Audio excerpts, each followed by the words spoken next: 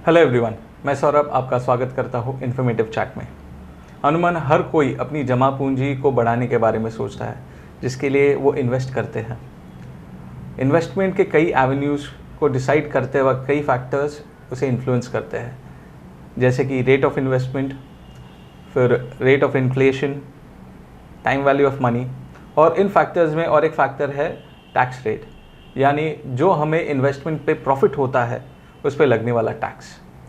इन taxes के बारे में हमें बताने के लिए हमारे साथ आज जुड़े हैं सीए उमेश कोड़पकर, जो लगभग पिछले 20 सालों से प्रैक्टिस कर रहे हैं। Sir, thank you so much for joining us. Sir, usually जब हम इन्वेस्ट करते हैं तो हम stocks, bonds, ULIPs, mutual funds, gold, real estate, इन सब ऑप्शंस में इन्वेस्ट करते हैं, और भी कई ऑप्शंस हैं। तो इन इन्वेस्टमेंट्स पे जो टैक्स लगता है, उस टैक्स को हम क्या कहते हैं? सौरभ, आपने जो पूछा वो एक निवेशक की भूमिका से पूछ रहे हैं। जी सर। तो हम इनकम टैक्स की ओर अगर ध्यान केंद्रित करें तो इनकम 5 तरीके या 5 हेड्स में टैक्स होते हैं: salary, house property, business profession, capital gains. ये जो निवेशक हैं इसको पूंजीकृत निवेश कहा गया है, और यह इनकम टैक्स में कैपिटल गेन हेड के अंडर टैक्स होते हैं। ना केवल कैपिटल गेन्स बट इंटरेस्ट और डिविडेंड अगर आप पाते हो इन निवेश से, तो वो इनकम फ्रॉम अदर सोर्सेज में टैक्स होते हैं। तो 5 हेड्स में आपके निवेश के दृष्टि से 2 हेड अहम हैं: कैपिटल गेन और अदर सोर्सेस। सर, आपने कैपिटल गेन ये टर्म अभी कहा है, तो ये कैपिटल गेन क्या होता है? इनकम टैक्स में कैपिटल गेन, जिसको हम पूंजीकृत निवेश कहते हैं, वो एक इनकम है।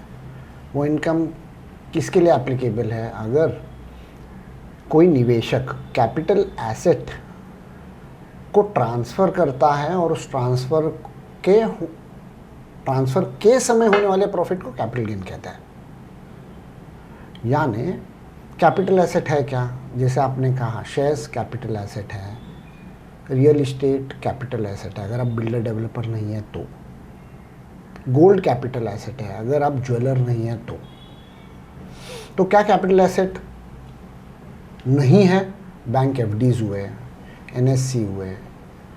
तो ये जो कैपिटल एसेट नहीं है, इस पे आप केवल इंटरेस्ट प्राप्त करते हैं, जो अदर सोर्सेज में टैक्स होगा।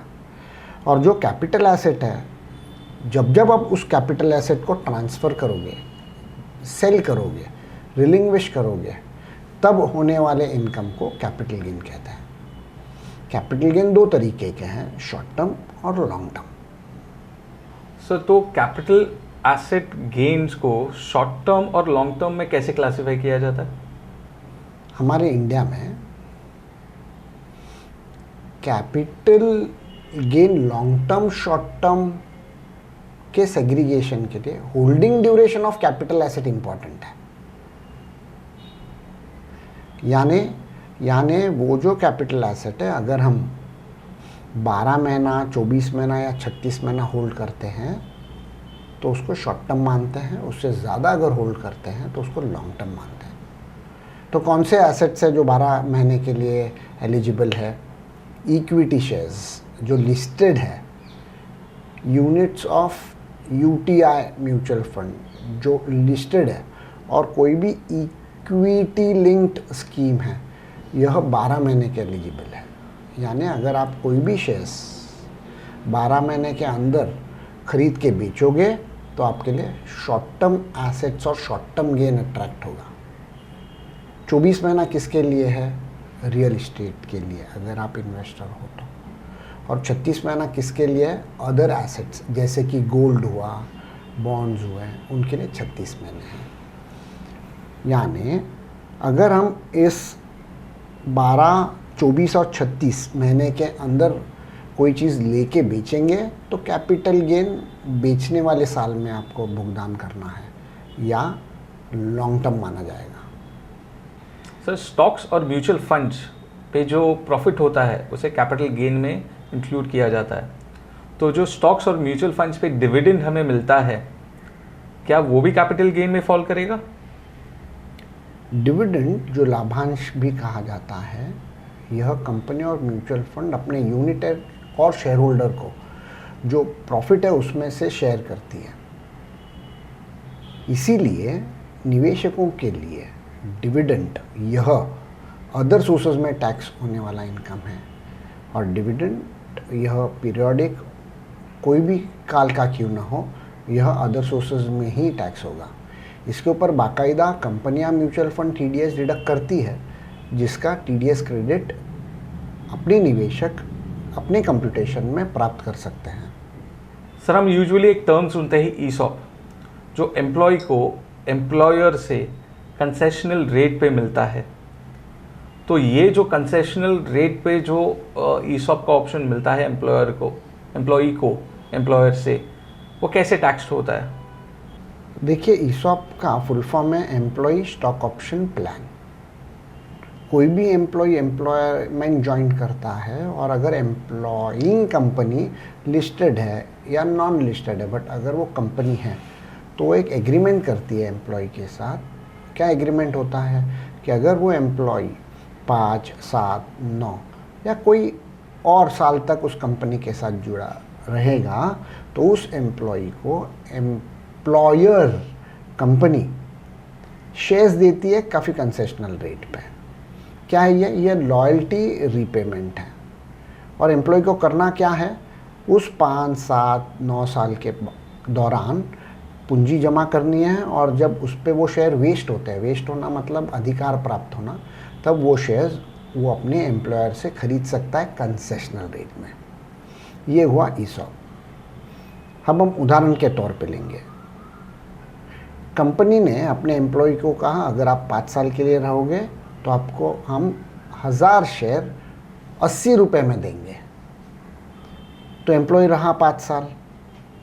5 साल के पश्चात कंपनी उसे 1000 शेयर देती है, और एम्प्लॉई 80 रुपया एम्प्लॉयर को दे देता है। वो खरीदता है उस 80 रुपये के शेयर को। उदाहरण के तौर पे जब वो खरीदता है उस समय अगर उस शेयर्स की कीमत 100 है, तो बाज़ार में अगर उस शेयर की कीमत 100 है, तो तब इनकम टैक्स ने कहा कि ये जो 100 बाज़ार मूल्य है और ये जो 80 ये जो भुगतान कर रहा है, ये जो 20 का उसे अघोषित फ़ायदा दिखाई दे रहा है, यह फ़ायदे पे परक्विजिट टैक्स लगेगा।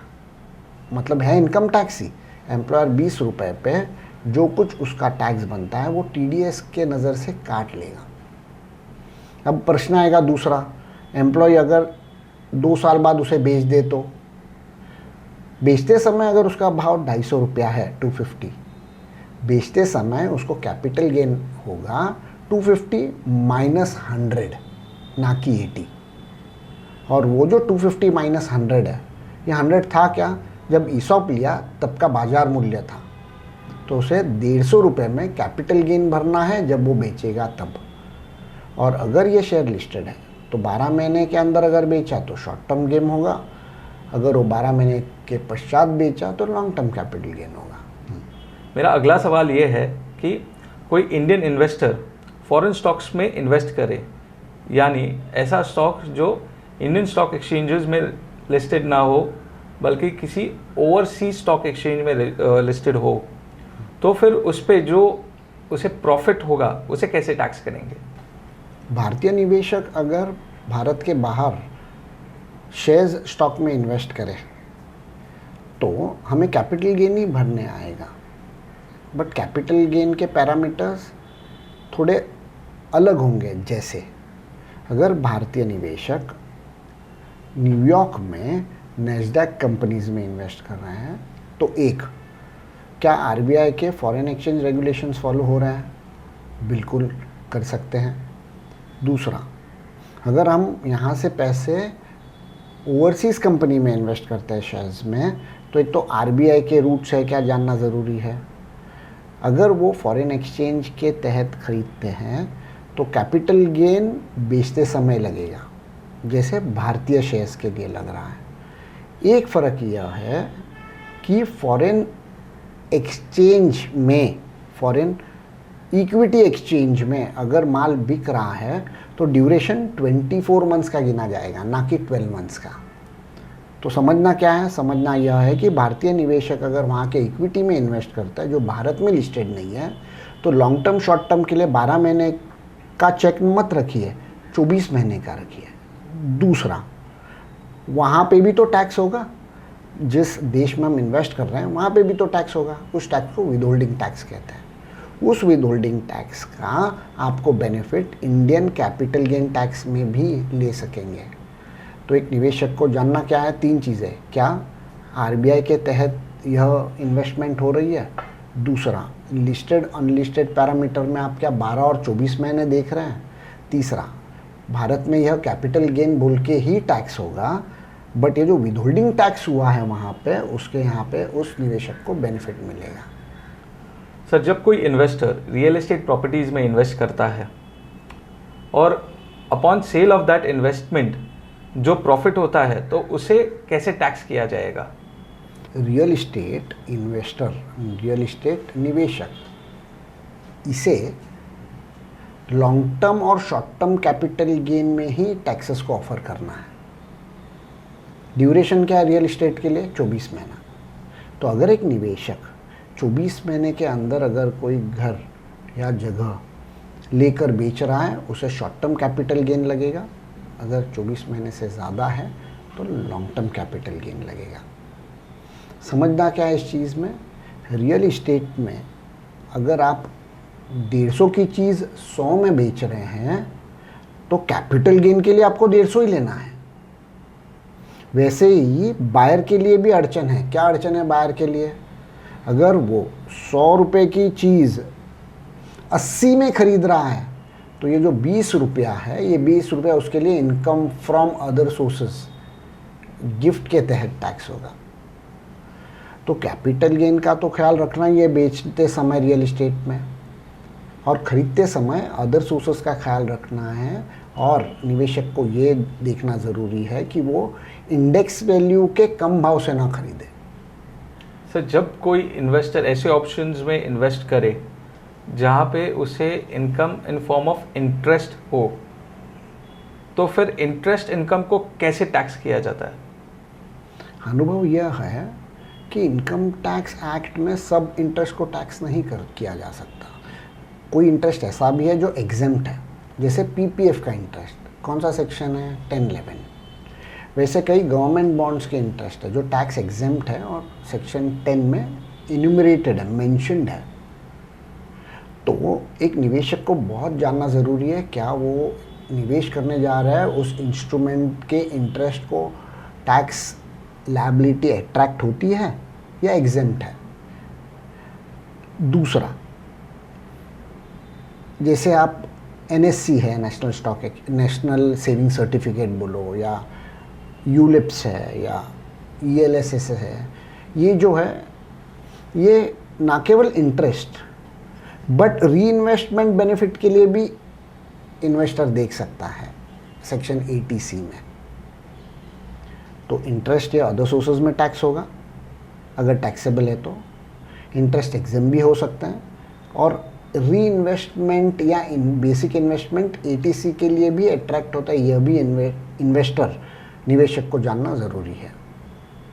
सर, लॉन्ग टर्म इन्वेस्टमेंट्स जो होते हैं, जो जिसके gains after a lock in period मिले, या फॉर एग्जांपल रिटायरमेंट फंड्स में मैं इन्वेस्ट करूं जिसके मुझे गेन्स आफ्टर रिटायरमेंट मिले, तो ऐसे जो लॉन्ग टर्म इन्वेस्टमेंट फंड्स होते हैं या इन्वेस्टमेंट ऑप्शंस होते हैं, क्या उन पे टैक्स एग्जेम्पशन के प्रोविजंस है? जैसे पब्लिक प्रोविडेंट फंड, यह लॉन्ग टर्म है, लॉक इन है, इसका इंटरेस्ट एग्जेम्प्ट है। एनएससी लॉन्ग टर्म है, इंटरेस्ट एक्रू होती है, वो टैक्सेबल भी और डिडक्शन के लिए भी एलिजिबल होती है। वैसे स्कीम टू स्कीम वेरी करती है पॉलिसीज़। कोई स्कीम्स में आपको इंटरेस्ट टैक्स भरना है, कोई स्कीम में टैक्स एग्जेम्प्ट है। तो निवेशक को इन्वेस्टमेंट के पहले यह चीज़ को जानना ज़रूरी है। सर, इन्वेस्टर्स को टैक्स पर्सपेक्टिव से कौन कौन से डॉक्यूमेंट्स अपने पास रखना ज़रूरी होता है? बहुत लोग इसको इग्नोर करते हैं। ये बहुत अच्छा प्रश्न पूछा है सौरभ आपने। देखो, एक TDS सर्टिफिकेट होता है 16A 16B के नज़र से, जो क्वार्टरली इशू होता है यूजुअली। दूसरा है इनकम स्टेटमेंट, इंटरेस्ट स्टेटमेंट। तीसरा है लेजर, और चौथा है होल्डिंग स्टेटमेंट। एक इन्वेस्टर को इनकम टैक्स के नज़र से ये चारों चीज़ों को होल्ड करना ज़रूरी है, ताकि कल इनकम टैक्स के पूछने पर यह चीज़ उसे उपलब्ध की जा सकेगी। सर, ये जो आपने अलग अलग टैक्स के टाइप्स बताए, उनके रेट स्लैब्स कुछ स्पेसिफिक है? सरकार लॉन्ग टर्म इन्वेस्टमेंट को प्रमोट करती है ताकि इकोनॉमी सही तरीके से चले। इसीलिए ऐसा देखा गया है कि लॉन्ग टर्म कैपिटल गेन पे टैक्स कम रेट पे टैक्स होती है और शॉर्ट टर्म कैपिटल गेन में थोड़ा ज़्यादा रेट है। निवेशक को और एक चीज़ बहुत ध्यान से समझना है कि 23 जुलाई 2024 के बाद एक बड़ा बदलाव आया है। क्या है ये बदलाव? 23 जुलाई 2024 के बाद अगर लॉन्ग टर्म कैपिटल गेन हो रहा है तो आपको इंडेक्सेशन लेने का ऑप्शन है कि उसके पहले 22 जुलाई 2024 तक अगर लॉन्ग टर्म कैपिटल इन्वेस्टमेंट है तो निवेशक को इंडेक्सेशन मिलता था और rate of long term capital gain अगर STT पेड है तो 10% था, नॉन STT पेड है तो 20% था। वैसे ही 23 जुलाई 2024 के पश्चात आपके पास दो ऑप्शन अवेलेबल है कैपिटल गेन कैलकुलेट करने के लॉन्ग टर्म के नज़र से। एक, सेल्स माइनस परचेज पे 12.5% भरो, या sales minus index cost of purchase पे 20% भरो। ये ऑप्शन किसके लिए अवेलेबल है? वो सब परचेजेस के लिए जो 23 के पहले के हैं। तो अगर एक निवेशक 23 जुलाई 2024 के बाद खरीदता है कोई भी कैपिटल एसेट निवेश, और वो अगर लॉन्ग टर्म में बेचता है तो उसके लिए केवल एक ही पर्याय है 12.5% sales minus purchase, and therefore वो इंडेक्सेशन के बाहर रखा गया है।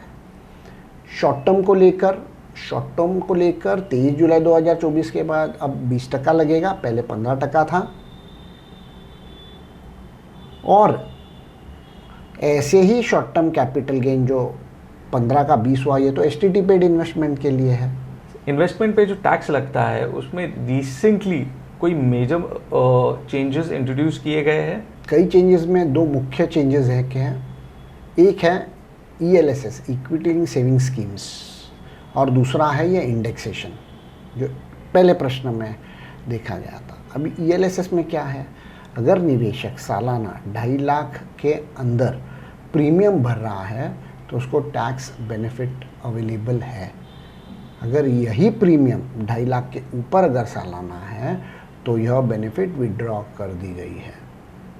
इसकी भी कोई तारीख है इस बजट से। और दूसरा है इंडेक्सेशन। ये इंडेक्सेशन है क्या? यह इंडेक्सेशन लॉन्ग टर्म एसेट्स के लिए अवेलेबल रहा करता था, और इसकी तारीख क्या है? 23 जुलाई 2024। हम दोहरा रहे हैं, ये बहुत ही महत्व का अमेंडमेंट था। कोई भी लॉन्ग टर्म कैपिटल एसेट अगर 23 अप्रैल 2024 के पहले बेचा गया है तो आपको बाकायदा इंडेक्सेशन मिलता था। 23 जुलाई 2024 के बाद जो लॉन्ग टर्म कैपिटल एसेट बेचे जाएंगे उसके लिए आपके पास दो ऑप्शन होंगे, इंडेक्सेशन, विदाउट इंडेक्सेशन। वो एसेट जो 23 जुलाई 2024 के बाद खरीदे गए हैं उसके लिए एक ही ऑप्शन है आपके पास, बेचते समय आपको इंडेक्सेशन अवेलेबल नहीं है। तो इसका बेनिफिट क्या हुआ? डिसीजन मेकिंग निवेशकों के लिए ये पॉइंट बहुत अहम है, जहाँ पे without indexation capital gain long term 12.5% रखा गया है। पहले ये इंडेक्सेशन के साथ 10 और 20% डिपेंडिंग अपॉन केस रहा करता था। आपने आपका वक्त निकाला और हमें इन्वेस्टमेंट पे जो टैक्सेस लगते हैं उसके बारे में समझाया, जिससे हमें काफ़ी क्लैरिटी मिली है। उसके लिए once again thank you so much sir. Thank you.